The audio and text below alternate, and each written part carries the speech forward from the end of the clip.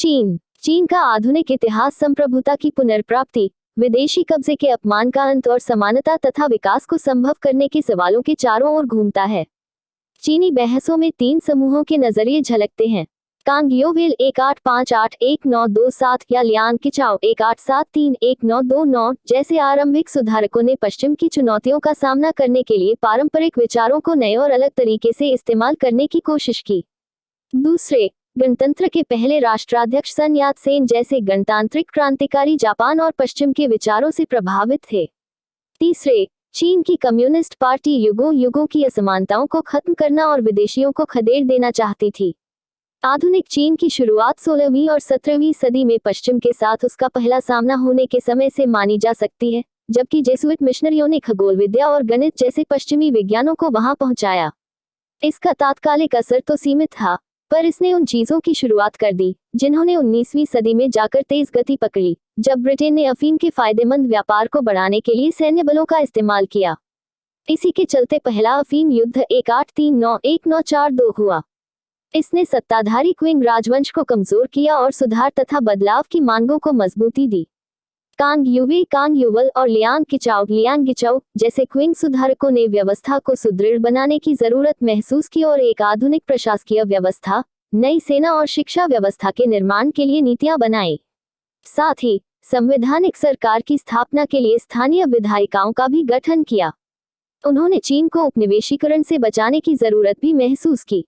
उपनिवेश बनाए गए देशों के नकारात्मक उदाहरणों ने चीनी विचारकों पर जबरदस्त प्रभाव डाला। 18वीं सदी में पोलैंड का बंटवारा सर्वाधिक बहुचर्चित उदाहरण था। यहाँ तक कि 1890 के दशक में पोलैंड शब्द का इस्तेमाल क्रिया के रूप में किया जाने लगा। बोलांगू का मतलब था हमें पोलैंड करने के लिए भारत का उदाहरण भी सामने था। विचारक लियांग किचाओ का मानना था कि चीनी लोगों में एक राष्ट्र की जागरूकता लाकर ही चीन पश्चिम का विरोध कर पाएगा। 1903 में उन्होंने लिखा कि भारत एक ऐसा देश है जो किसी और देश नहीं बल्कि एक कंपनी के हाथों बर्बाद हो गया, ईस्ट इंडिया कंपनी के। वे ब्रिटानिया की ताबेदारी करने और अपने लोगों के साथ क्रूर होने के लिए हिंदुस्तानियों की आलोचना करते थे। उनके तर्कों ने आम आदमी को खासा आकर्षित किया, क्योंकि चीनी देखते थे कि ब्रिटानिया चीन के साथ युद्ध में भारतीय जवानों का इस्तेमाल करता है। इन सबसे अधिक कईयों ने यह महसूस किया कि परंपरागत सोच को बदलने की जरूरत है। कन्फ्यूशियसवाद चीन में प्रमुख विचारधारा रही है। यह विचारधारा कन्फ्यूशियस 551-479 और उनके अनुयायियों की शिक्षा से विकसित की गई। इसका दायरा अच्छे व्यवहार, व्यवहारिक समझदारी और उचित सामाजिक संबंधों के सिद्धांतों का था। इसने चीनियों के जीवन के प्रति रवैये को प्रभावित किया, सामाजिक मानक दिए और चीनी राजनीतिक सोच और संगठनों को आधार दिया। लोगों को नए विषयों में प्रशिक्षित करने के लिए विद्यार्थियों को जापान, ब्रिटेन और फ्रांस में पढ़ने भेजा गया ताकि वे नए विचार सीखकर वापस आएं। 1890 के दशक में बड़ी तादाद में चीनी विद्यार्थी पढ़ने के लिए जापान गए। वे न केवल नए विचार वापस लेकर आए बल्कि गणतंत्र की स्थापना करने में उन्होंने अग्रणी भूमिका निभाई। चूंकि चीनी और जापानी भाषा एक ही चित्रलिपि का इस्तेमाल करती हैं, चीन ने जापान से न्याय, अधिकार और क्रांति के यूरोपीय विचारों के जापानी अनुवाद लिए। यह एक तरह से पारंपरिक संबंधों का उलट जाना था।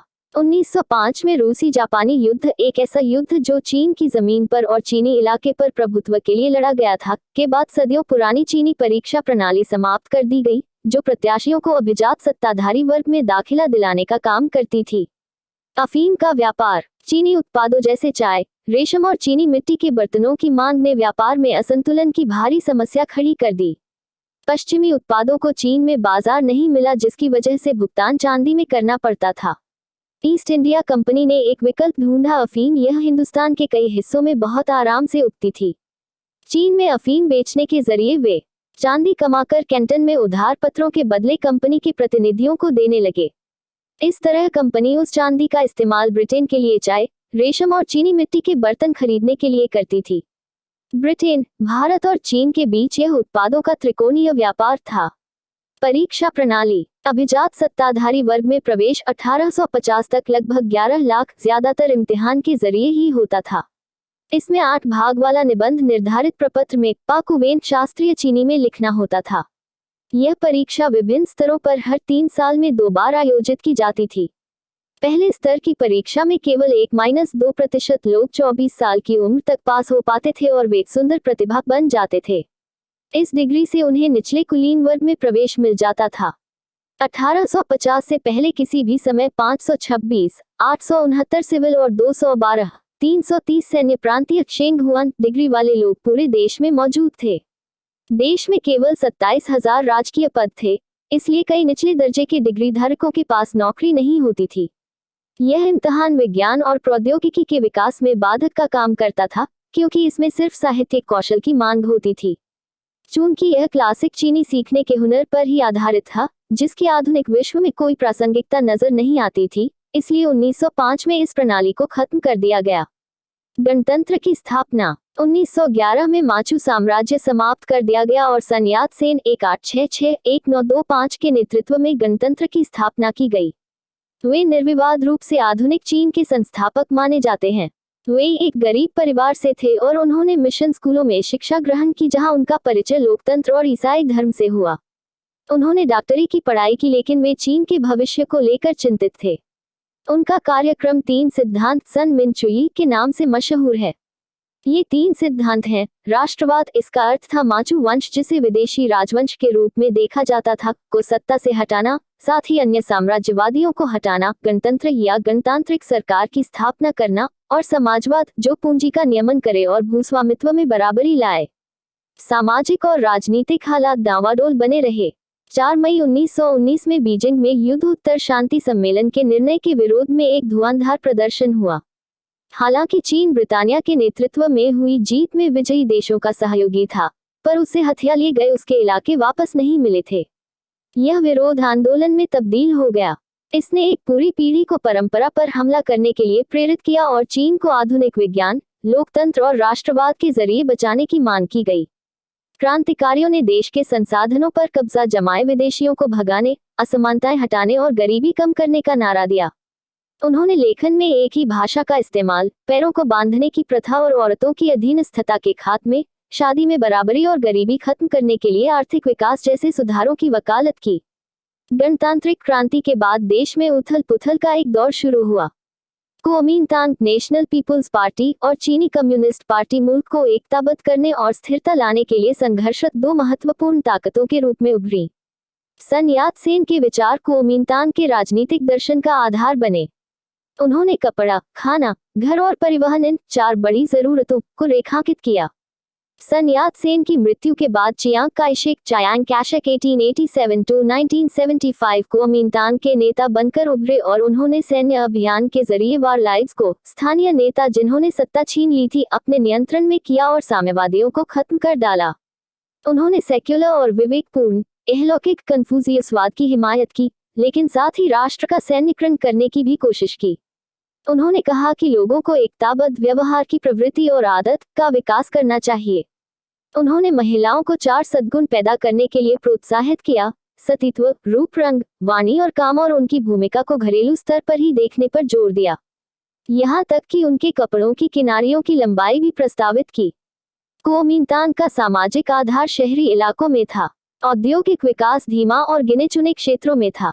शंघाई जैसे शहरों में 1919 में औद्योगिक मजदूर वर्ग उभर रहा था और इनकी संख्या 500,000 थी। लेकिन इनमें से केवल कुछ प्रतिशत मजदूर ही जहाज निर्माण जैसे आधुनिक उद्योगों में काम कर रहे थे। ज्यादातर लोग नगण्य शहरी, शियाओशिमिन, व्यापारी और दुकानदार होते थे। शहरी मजदूरों, खासतौर से महिलाओं को बहुत कम वेतन मिलता था।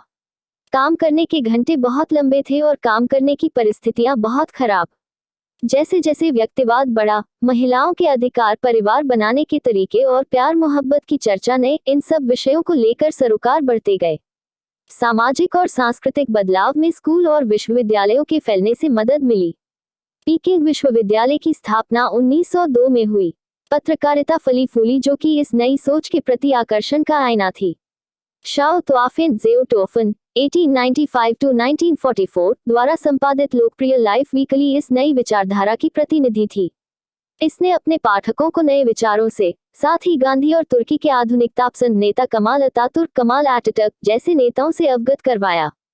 इसका वितरण 1926 में केवल 2000 प्रतियों से बढ़कर 1933 में 200,000 हो गया। देश को एकीकृत करने की अपनी कोशिशों के बावजूद कुओमिंतांग अपने संकीर्ण सामाजिक आधार और सीमित राजनीतिक दृष्टि के चलते असफल हो गया। सन यात-सेन के कार्यक्रम का बहुत अहम हिस्सा पूंजी का नियमन और भूमि अधिकारों में बराबरी लाना कभी अमल में नहीं आया, क्योंकि पार्टी ने किसानों और बढ़ती सामाजिक असमानता की अनदेखी की। इसने लोगों की समस्याओं पर ध्यान देने की बजाय फौजी व्यवस्था थोपने का प्रयास किया।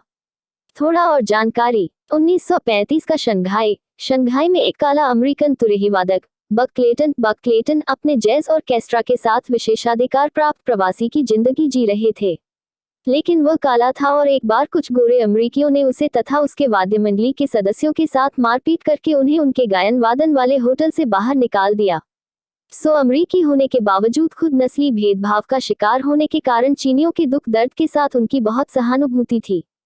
गोरे अमेरिकियों के साथ हुई अपनी लड़ाई, जिसमें वे जीत गए, के बारे में वह लिखते हैं, चीनी तमाशाबीनों ने हमारे साथ ऐसा बर्ताव किया जैसे हमने उनका अभीष्ट काम संपन्न किया हो और घर पहुंचने तक रास्ते भर वे किसी विजेता फुटबॉल टीम की तरह हमारा अभिनंदन करते रहे। उद्धरण चिन्ह। चीनियों की गरीबी और कठोर जीवनचर्या के बारे में वह लिखते हैं, मैं कभी कभी देखता कि 20 या 30 कुली मिलकर किसी बड़े भारी ठेले को खींच रहे हैं, जो कि अमेरिका में किसी ट्रक द्वारा या घोड़ों द्वारा खींचा जाता। ये लोग इंसानी घोड़ों से अलग कुछ नहीं लगते थे और पूरा काम करने के बाद उन्हें इतना ही मिलता था कि किसी तरह पेट भर चावल और सोने की एक जगह हासिल कर लें। मेरी समझ में नहीं आता वे कैसे अपना काम चलाते थे। उद्धरण चिन्ह। चीनी साम्यवादी दल का उदय। 1937 में जब जापानियों ने चीन पर हमला किया तो कुओमिंतांग पीछे हट गया। इस लंबे और थकाने वाले युद्ध ने चीन को कमजोर कर दिया। 1945 और 1949 के दरमियान कीमतें 30% प्रति महीने की रफ्तार से बढ़ी। इससे आम आदमी की जिंदगी तबाह हो गई। ग्रामीण चीन में 2 संकट थे, एक पर्यावरण संबंधी, जिसमें बंजर जमीन, वनों का नाश और बाढ़ शामिल थे। दूसरा सामाजिक आर्थिक, जो विनाशकारी जमीन प्रथा, ऋण, आदिम प्रौद्योगिकी और निम्न स्तरीय संचार के कारण था। चीन की साम्यवादी पार्टी की स्थापना 1921 में रूसी क्रांति के कुछ समय बाद हुई थी। रूसी सफलता ने पूरी दुनिया पर जबरदस्त प्रभाव डाला। लेनिन और ट्रॉट्स्की जैसे नेताओं ने मार्च 1918 में कॉमिंटन या तृतीय अंतर्राष्ट्रीय थर्ड इंटरनेशनल का गठन किया, जिससे विश्व स्तरीय सरकार बनाई जाए जो शोषण को खत्म कर सके। कॉमिंटन और सोवियत संघ ने दुनिया भर में साम्यवादी पार्टियों का समर्थन किया। उनकी परंपरागत मार्क्सवादी समझ थी कि क्रांति शहरी इलाकों में मजदूर वर्गों के जरिए आएगी। शुरू में विभिन्न देशों के लोग इससे बहुत आकर्षित हुए, लेकिन जल्द ही यह सोवियत यूनियन के स्वार्थों का हथियार बन गया और 1943 में इसे खत्म कर दिया गया। माओ त्से-तुंग 1893-1976 ने, जो सी.पी. के प्रमुख नेता के रूप में उभरे, क्रांति के कार्यक्रम को किसानों पर आधारित करते हुए एक अलग रास्ता चुना। उनकी सफलता से चीनी साम्यवादी पार्टी एक शक्तिशाली राजनीतिक ताकत बनी, जिसने अंततः कुओमिंतांग पर जीत हासिल की। माओ त्से-तुंग के आमूल परिवर्तनवादी तौर तरीकों को जियांसी में देखा जा सकता है। यहाँ पहाड़ों में 1928-1934 के बीच उन्होंने कुओमिंतांग के हमलों से सुरक्षित शिविर लगाए। मजबूत किसान परिषद सोवियत का गठन किया, जमीन पर कब्जा और पुनर्वितरण के साथ एकीकरण हुआ। दूसरे नेताओं से हटकर माओ ने आजाद सरकार और सेना पर जोर दिया। वे महिलाओं की समस्याओं से अवगत थे और उन्होंने ग्रामीण महिला संघों को उभरने में प्रोत्साहन दिया। उन्होंने शादी के नए कानून बनाए, जिसमें आयोजित शादियों और शादी के समझौते खरीदने और बेचने पर रोक लगाए और तलाक को आसान बनाया। कम्युनिस्टों की सोवियत की कुओमिंतांग द्वारा नाकेबंदी ने पार्टी को दूसरा आधार ढूंढने पर मजबूर किया। इसके चलते उन्हें लॉन्ग मार्च 1934-35 पर जाना पड़ा, जो कि शांक्सी तक 6000 मील का मुश्किल सफर था। नए अड्डे येनान में उन्होंने युद्ध, सामंतवाद, वॉलोडिज्म को खत्म करने, भूमि सुधार लागू करने और विदेशी साम्राज्यवाद से लड़ने के कार्यक्रम को आगे बढ़ाया। इससे उन्हें मजबूत सामाजिक आधार मिला। युद्ध के मुश्किल सालों में साम्यवादियों और कुओमिंतांग ने मिलकर काम किया, लेकिन युद्ध खत्म होने के बाद साम्यवादी सत्ता में आ गए और कुओमिंतांग की हार हो गई। थोड़ा और जानकारी। 1930 में जुनूब में किए गए एक सर्वेक्षण में माओ त्से-तुंग ने नमक और सोयाबीन जैसी रोजमर्रा की वस्तुओं, स्थानीय संगठनों की तुलनात्मक मजबूतियों, छोटे व्यापारियों और दस्तकारों, लोहारों और वेश्याओं, धार्मिक संगठनों की मजबूतियों, इन सब का परीक्षण किया ताकि शोषण के अलग अलग स्तरों को समझा जा सके। उन्होंने ऐसे आंकड़े इकट्ठे किए कि कितने किसानों ने अपने बच्चों को बेचा है और इसके लिए उन्हें कितने पैसे मिले। लड़के 100-200 युआन पर बिकते थे, लेकिन लड़कियों की बिक्री के कोई उदाहरण नहीं मिले क्योंकि जरूरत मजदूरों की थी, लैंगिक शोषण की नहीं। इस अध्ययन के आधार पर उन्होंने सामाजिक समस्याओं को सुलझाने के तरीके पेश किए। नए जनवाद की स्थापना 1949-65। पीपुल्स रिपब्लिक ऑफ चाइना की सरकार 1949 में कायम हुई। यह नए लोकतंत्र के सिद्धांतों पर आधारित थी। सर्वहारा की तानाशाही, जिसे कायम करने का दावा सोवियत संघ का था, से भिन्न नया लोकतंत्र सभी सामाजिक वर्गों का गठबंधन था। अर्थव्यवस्था के मुख्य क्षेत्र सरकार के नियंत्रण में रखे गए और निजी कारखानों और भूस्वामित्व को धीरे धीरे खत्म किया गया। यह कार्यक्रम 1953 तक चला, जब सरकार ने समाजवादी बदलाव का कार्यक्रम शुरू करने की घोषणा की। 1958 में लंबी छलांग वाले आंदोलन की नीति के जरिए देश का तेजी से औद्योगिकरण करने की कोशिश की गई। लोगों को अपने घर के पिछवाड़े में इस्पात की भट्ठियां लगाने के लिए प्रोत्साहित किया गया। ग्रामीण इलाकों में पीपुल्स कम्यून्स, जहां लोग इकट्ठे जमीन के मालिक थे और मिलजुल कर फसल उगाते थे, शुरू किए गए। 1958 तक 26,000 ऐसे समुदाय थे, जो कि कृषक आबादी का 98% था। माओ पार्टी द्वारा निर्धारित लक्ष्यों को पाने के लिए जन समुदाय को प्रेरित करने में सफल रहे। उनकी चिंता समाजवादी व्यक्ति बनाने की थी, जिसकी 5 चीजें प्रिय होंगी: पितृभूमि, जनता, काम, विज्ञान और जन संपत्ति। किसानों, महिलाओं, छात्रों और अन्य गुटों के लिए जन संस्थाएं बनाई गई। उदाहरण के लिए all China democratic women's federation के 760 लाख सदस्य थे। ऑल चाइना स्टूडेंट्स फेडरेशन के 32,90,000 सदस्य थे। लेकिन ये लक्ष्य और तरीके पार्टी में सभी लोगों को पसंद नहीं थे। 1953-54 में कुछ लोग औद्योगिक संगठनों और आर्थिक विकास की तरफ ज्यादा ध्यान देने के लिए कह रहे थे।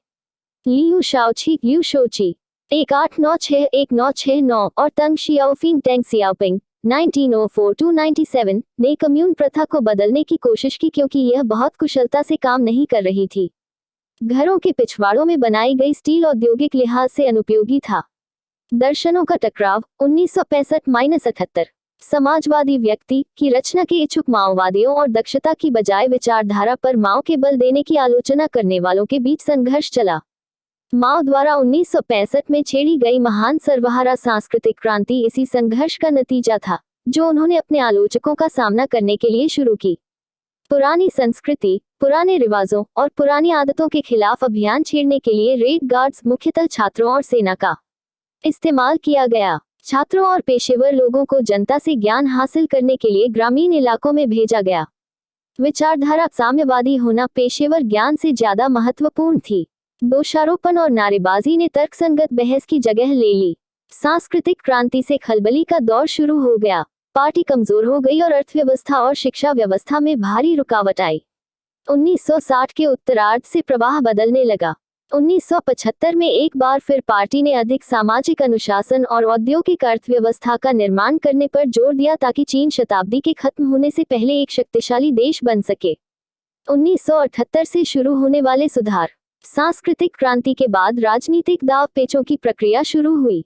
तंग शियाओपिंग ने पार्टी पर नियंत्रण मजबूत बनाए रखा और साथ ही देश में समाजवादी बाजार अर्थव्यवस्था की शुरुआत की। 1978 में पार्टी ने आधुनिकीकरण के अपने 4 सूत्री लक्ष्य की घोषणा की। यह था विज्ञान, उद्योग, कृषि और रक्षा का विकास। पार्टी से सवाल जवाब न करने की हद तक बहस की इजाजत थी।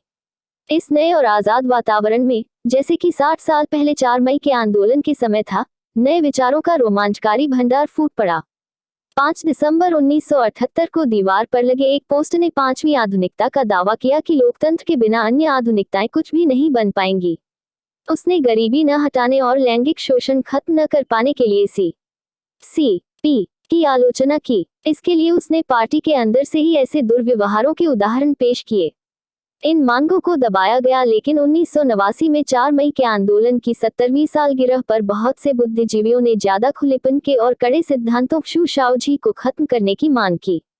बीजिंग के तियानमेन चौक पर छात्रों के प्रदर्शन को क्रूरतापूर्वक दबाया गया। दुनिया भर में इसकी कड़ी आलोचना हुई। सुधार के बाद के समय में चीन के विकास के विषय पर दोबारा बहस शुरू हुई। पार्टी द्वारा समर्थित प्रधान मत मजबूत राजनीतिक नियंत्रण, आर्थिक खुलेपन और विश्व बाजार से जुड़ाव पर आधारित है। आलोचकों का कहना है कि सामाजिक गुटों, क्षेत्रों, पुरुषों और महिलाओं के बीच बढ़ती हुई असमानताओं से सामाजिक तनाव बढ़ रहा है और बाजार पर जो भारी महत्व दिया जा रहा है उस पर सवाल खड़े कर रहा है। अंत में पहले के पारंपरिक विचार पुनर्जीवित हो रहे हैं, जैसे कि कन्फ्यूशियसवाद और यह तर्क कि पश्चिम की नकल करने के बजाय चीन अपनी परंपरा पर चलते हुए एक आधुनिक समाज बना सकता है। ताइवान का किस्सा। चीनी साम्यवादी दल द्वारा पराजित होने के बाद चियांग काई शेक 30 करोड़ से अधिक अमेरिकी डॉलर और बेशकीमती कलाकृतियां लेकर 1949 में ताइवान भाग निकले। वहां उन्होंने चीनी गणतंत्र की स्थापना की।